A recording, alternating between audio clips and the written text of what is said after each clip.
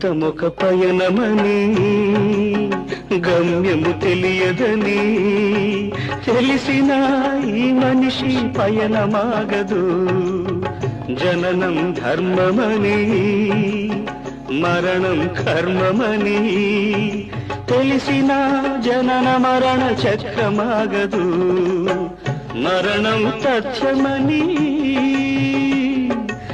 ఏ జీవికి తప్పదని తెలిసిన ఈ మనిషి తపనాగదు.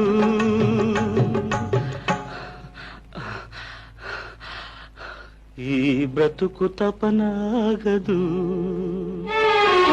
ఆగదు ఏ నిమిషము నీ కోసము, ఆగితే సాగదు ఈ లోకము.